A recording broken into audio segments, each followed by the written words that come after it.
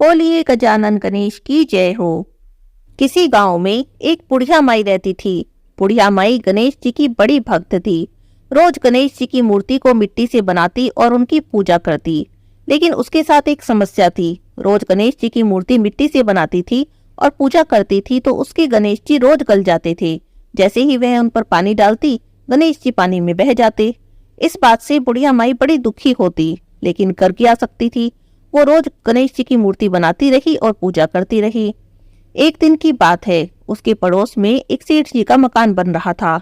तब उसने देखा कि वहां पर मिस्त्री काम कर रहे हैं, तो मिस्त्री के पास गई और जाकर बोली कि तुम मेरे लिए पत्थर का गणेश जी बना दो। मैं गणेश जी की पूजा करती हूँ, रोज मिट्टी से गणेश जी बनाती हूँ, मेरे गणेश जी रोज बह जाते हैं, मुझे बड़ा दुख होता है, तुम मेरे लिए पत्थर का गणेश जी बना दो। तब मिस्त्री कहने लगे कि बुढ़िया माई, इतना हम तुम्हारा पत्थर का गणेश जी बनाएंगे, इतने में तो हम बहुत काम कर लेंगे, पूरी दीवार पूरी कर देंगे। जाओ, हमारे पास इतना समय नहीं है कि तुम्हारे गणेश जी बनाएं। मिस्त्री की बातें सुनकर बुढ़िया माई को बहुत बुरा लगा। उदास होकर वो अपने घर चली गई। बुढ़िया माई को उदास देखकर, अपने भक्त का ऐसा निरादर देखकर गणेश जी भगवान को क्रोध आ गया और सेठ की दीवार टेढ़ी हो गई। जब मिस्त्रियों ने दीवार बनाई तो देखा दीवार तो टेढ़ी है। उन्होंने दीवार गिरा दी, फिर से बनाने लगे। बार बार बनाते रहे, लेकिन जैसे ही दीवार बनाते दीवार टेढ़ी हो जाती। अब तो मिस्त्रियों को भी हैरानी होने लगी, ये सब क्या हो रहा है। करते करते शाम हो गई, लेकिन दीवार पूरी ना हुई। शाम को सेठ जी आए तो आकर देखते हैं कि आज कुछ भी काम नहीं हुआ। तो आकर मिस्त्री से बोले कि आज तुमने कुछ भी नहीं किया। तब मिस्त्री ने सारी बात बता दी। कहने लगे, सेठ जी, हम तो सुबह से दीवार बना रहे हैं, लेकिन जैसे ही दीवार पूरी करते हैं दीवार टेढ़ी हो जाती है, पता नहीं क्या हो रहा है। तो सेठ जी ने पूछा कि आज सारे दिन में क्या क्या हुआ, मुझे सब बताओ। तब मिस्त्री कहने लगे कि एक बुढ़िया आई थी, कह रही थी कि मेरे गणेश जी बना दो पत्थर के। हमने नहीं बनाए और कह दिया कि इतना हम तुम्हारे पत्थर के गणेश जी बनाएंगे, इतने में तो दीवार पूरी कर लेंगे। बस बुढ़िया माई के जाते ही हमारी दीवार टेढ़ी होनी शुरू हो गई। तो सेठ जी समझ गए कि ये तो गणेश जी का दोष लग गया। सेठ जी बुढ़िया माई के घर गए। जाकर बोले कि बुढ़िया माई, हम तुम्हें सोने का गणेश जी खड़ा कर देंगे, बस तुम हमारी दीवार सीधी कर दो। गणेश जी से प्रार्थना करो कि वे हमसे नाराज ना हो। देखो तो जरा, गणेश जी के रुष्ट होने से हमारा सारा काम वहीं का वहीं अटका पड़ा है, दीवार भी नहीं बन रही। तब बुढ़िया माई सेठ जी के मकान पर गई और उसने गणेश भगवान से प्रार्थना की कि हे गणेश भगवान, आप इनसे रुष्ट ना हो। तब गणेश जी भगवान बुढ़िया माई की प्रार्थना स्वीकार करते हैं और सेठ की दीवार सीधी हो जाती है। अपने कहे अनुसार सेठ जी बुढ़िया माई को सोने के गणेश जी बनवा कर देते हैं। हे गणेश जी भगवान, जैसे आपने बुढ़िया माई की प्रार्थना स्वीकार की, जैसे बुढ़िया माई की मनोकामना पूरी की, ऐसे ही सबकी करना, और जैसे आप सेठ जी से रूठे, ऐसे किसी से भी मत रूठना। कहानी सुनने वाले, कहने वाले, हुंकारा भरने वाले सबकी मनोकामना पूरी करना। बोलिए गणेश जी महाराज की जय हो। अब सुनते हैं पूर्णिमा की कथा। एक समय की बात है, द्वापर युग के समय माता यशोदा जी ने भगवान कृष्ण से पूछा, हे कृष्ण, तुम तो सारे संसार के पालन करता हो, मुझे कोई ऐसा व्रत या उपाय बताओ जिससे मृत्यु लोक में किसी भी स्त्री को कभी विधवा होने का भय न रहे, ना ही उसे निसंतान होने का दुख मिले। तब भगवान कृष्ण कहते हैं, हे मैया, आपने बहुत ही अच्छा प्रश्न किया है। मैं आपको एक ऐसे ही व्रत के बारे में विस्तार से बताता हूँ। सौभाग्य की प्राप्ति के लिए हर महिला को 32 पूर्णमासी का व्रत करना चाहिए। 32 पूर्णमासी के इस व्रत को करने से संतान और सौभाग्य की रक्षा होती है। हे मैया, यह व्रत अचल सौभाग्य देने वाला है और भगवान शिव के प्रति मनुष्य मात्र की भक्ति को बढ़ाने वाला है।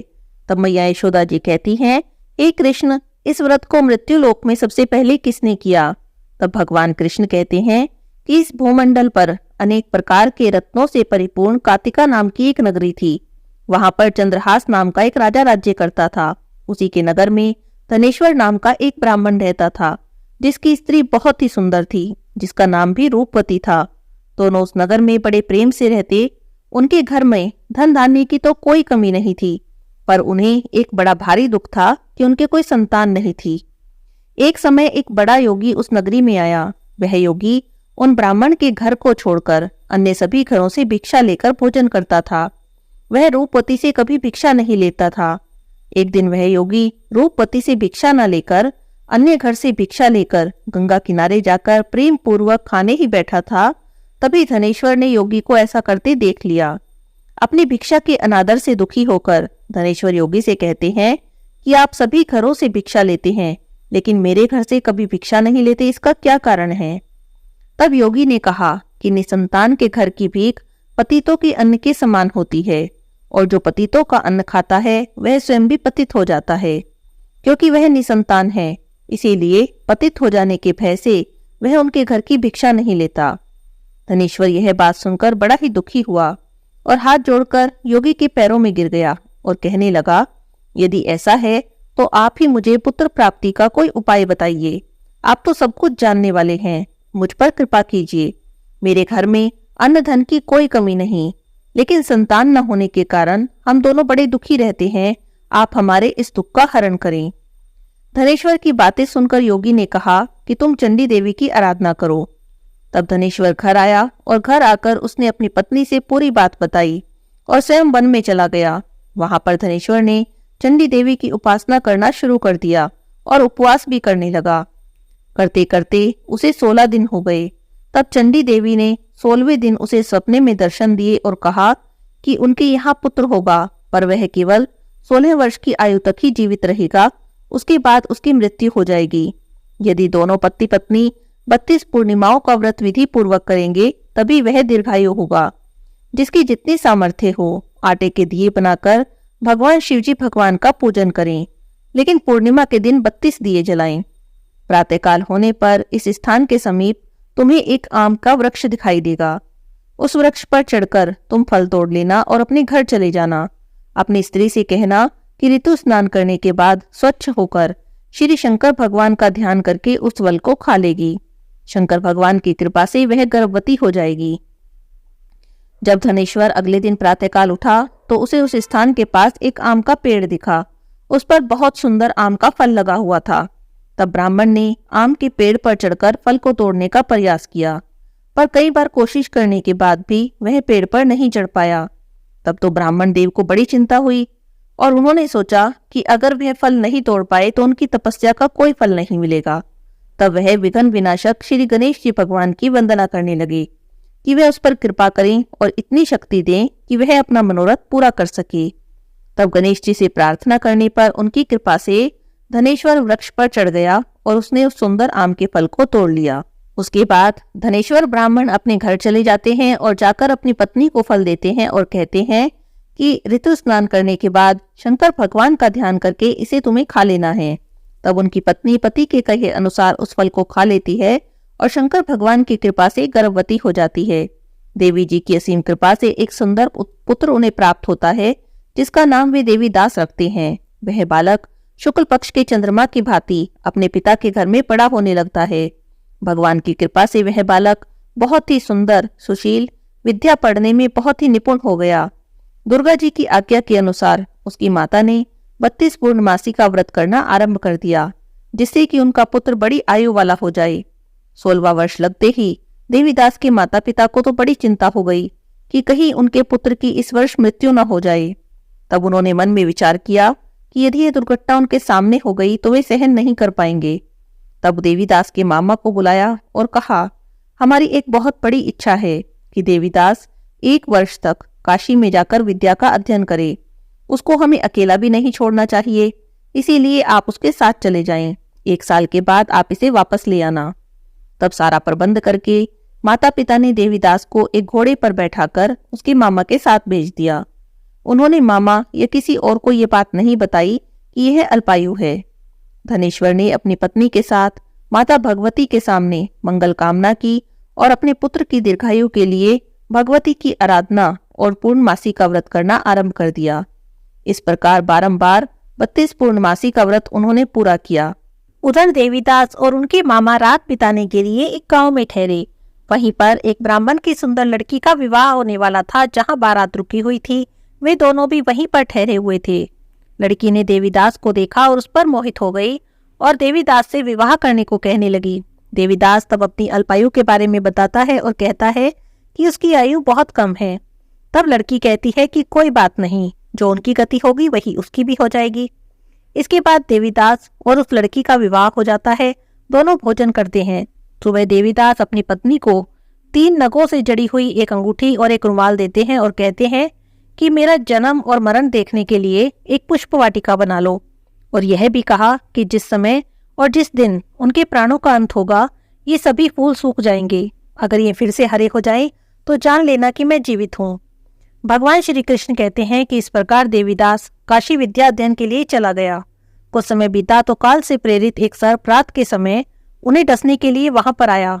उस विस्तर के प्रभाव से उसके शयन कक्ष का स्थान चारों ओर से विष की ज्वाला से विषैला हो गया, पर व्रत के प्रभाव से वह सर्प उसे काट नहीं पाया, क्योंकि उनकी माता ने 32 पूर्णमासी का व्रत कर रखा था। थोड़ी देर बाद स्वयं काल वहां पर आया और उसके शरीर से प्राणों को निकालने की कोशिश करने लगा, जिससे कि वह बेहोश होकर पृथ्वी पर गिर गया। भगवान की कृपा से उसी समय माता पार्वती के साथ भगवान शंकर जी उस स्थान से जा रहे थे। उसको बेहोश दशा में देखकर पार्वती जी भगवान शंकर से प्रार्थना करती हैं और कहती हैं कि इस बालक की माता ने 32 पूर्णमासी का व्रत किया है, अतः हमें इसे प्राणदान देना चाहिए। तब भगवान शिव उस बालक को प्राणदान देते हैं। व्रत के प्रभाव से काल को भी पीछे हटना पड़ा। देवीदास स्वस्थ होकर बैठ गया। उधर उसकी पत्नी उसके काल की प्रतीक्षा किया करती थी।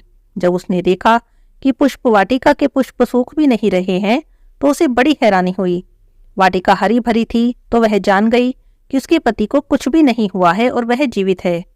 यह देखकर वह बड़े प्रसन्न मन से अपने पिता से कहने लगी कि उसके पति जीवित हैं, अब हमें उनकी खोज करनी चाहिए। 16वां साल बीत जाने पर देवीदास अपने मामा के साथ काशी से वापस घर को चला। उधर उसके ससुर उसको खोजने के लिए जाने ही वाले थे कि दोनों मामा भांजे उसी गांव में आ गए। उन्हें आया हुआ देखकर उसके ससुर को बहुत प्रसन्नता हुई और प्रसन्नता के साथ वे उसे अपने घर में ले गए। उसी समय नगर के सभी लोग वहां इकट्ठे हो गए। तब कन्या ने उस लड़के को पहचान लिया। कुछ दिन बाद देवीदास अपनी पत्नी और मामा के साथ बहुत से उपहार और बहुत सा धन देकर अपने नगर को चले। जब अपने गांव के पास पहुंचे तो कई लोगों ने उसको देखकर उसके माता पिता को पहले ही खबर कर दी कि उनका पुत्र देवीदास अपनी पत्नी और मामा के साथ आ रहा है, उनके साथ बहुत सा धन भी है। यह सब सुनकर माता पिता को बहुत ही प्रसन्नता हुई। पुत्र और पुत्रवधू के आने की खुशी में धनेश्वर ने बहुत बड़ा उत्सव मनाया। भगवान श्री कृष्ण कहते हैं कि धनेश्वर 32 पूर्णमासी के व्रत के प्रभाव से पुत्रवान हुआ। जो भी कोई व्यक्ति इस व्रत को करता है, उसे जन्म जन्मांतर के पापों से छुटकारा प्राप्त होता है, उसकी सभी मनोकामनाएं पूरी होती हैं और उसके घर में अन्न धन के भंडारे भर जाते हैं। बोलिए कृष्ण भगवान की जय हो। किसी गांव में एक ब्राह्मण ब्राह्मणी रहते थे। दोनों बड़े ही गरीब थे। घर में खाने को भी नहीं होता था, लेकिन ब्राह्मणी गणेश जी की परम भक्त थी। रोज गणेश जी की सेवा और पूजा करती थी। एक दिन भगवान को भोग लगाने को भी घर में कुछ न था, तो ब्राह्मणी गणेश भगवान से बोली, भगवान जी, आज तो घर में कुछ भी नहीं है, मैं आपका भोग भी कैसे लगाऊं? तो गणेश जी बोले कि मैया तो चिंता मत कर, जा तू लक्ष्मी जी का न्योता कर आ। तब ब्राह्मणी जी बोली कि मुझे तो नहीं पता कि लक्ष्मी जी कहाँ मिलेंगी, और अगर मैं लक्ष्मी जी को बुला भी लाई तो मैं लक्ष्मी जी को कहाँ बिठाऊंगी, क्या खिलाऊंगी? तो गणेश भगवान बोले कि तुम न्योता तो कराओ, सब इंतजाम हो जाएगा, और लक्ष्मी जी तो पीपल के पेड़ पर मिल जाएंगी। तो ब्राह्मणी चली पीपल के पेड़ के पास। पीपल के पेड़ पर माता लक्ष्मी जी भी मिल गई। तो ब्राह्मणी ने लक्ष्मी जी को न्योता दे दिया। तो लक्ष्मी जी बोली कि मुझे तो नहीं पता तुम्हारा घर कहाँ है, इसीलिए मैं तुम्हारे साथ साथ ही चलती हूँ। अब लक्ष्मी जी ब्राह्मणी के साथ उसके घर आ गई। अब ब्राह्मणी गणेश भगवान से बोली कि भगवान अब क्या करूं? लक्ष्मी जी तो मेरे साथ साथ आ गई हैं, अब इन्हें कहाँ बिठाऊं, क्या खिलाऊं? मेरे घर में तो कुछ भी नहीं है। अब तो ये साथ साथ आ गई है, मैं तो पड़ोस से भी मांग कर नहीं ला सकती। तो गणेश जी भगवान बोले, बुढ़िया माई चिंता न कर, लक्ष्मी जी से भंडारे की चाबी मांग ले। अब ब्राह्मणी गई लक्ष्मी जी के पास, बोली मुझे भंडारे की चाबी दे दो। तो लक्ष्मी माता ने उसे भंडारे की चाबी दे दी। ब्राह्मणी ने भंडारा खोल कर देखा तो भंडारा भरा पड़ा था। ब्राह्मणी तो देखकर बड़ी खुश हो गई। उसने तो 56 भोग बनाए, गणेश जी को भोग लगाया, माता लक्ष्मी जी को भोजन कराया, सारे परिवार वाले भी जी भर के चीम लिए, तो भी भंडारा खाली ना हुआ। तो वह बोली अब क्या करूं? गणेश जी बोले खा बांट। तो ब्राह्मणी भर भर बोइये बांटने लगी। तो सब कहने लगे कि कल तक तो तुम हमारे घर से मांग कर ले जाती थी, आज वो ये भर भर के बांट रही हो, ऐसा क्या हो गया? तो वो बोली कि मेरे पे तो गणेश लक्ष्मी जी की कृपा हुई है। तो लक्ष्मी जी जाने लगी तो बुढ़िया माई लक्ष्मी जी को रोकने लगी। तो लक्ष्मी जी बोली, ब्राह्मणी, मैं एक जगह नहीं रह सकती, सबका मान रखती हूँ, सबके घर जाती हूँ, पर फिर वापस भी आ जाती हूँ। जिसके जैसे कर्म हैं उन कर्मों के अनुसार ही उनके यहाँ निवास करती हूँ। तो ब्राह्मणी बोली कि नहीं लक्ष्मी जी, आप मेरा घर छोड़कर मत जाओ। गणेश जी की भगवान की कृपा से बुढ़िया माई के घर में, बुढ़िया ब्राह्मणी के घर में लक्ष्मी माता ने वास किया। लक्ष्मी माता ने उसके अन्न धन के भंडारे भर दिए। हे गणेश जी भगवान, हे लक्ष्मी माता, जैसी कृपा आपने उस ब्राह्मणी पर की, ऐसे ही सब पर करना, सबके घर में वास करना, सबके घर में खूब धन संपत्ति देना। बोलिए गणेश जी भगवान की जय हो, लक्ष्मी माता की जय हो।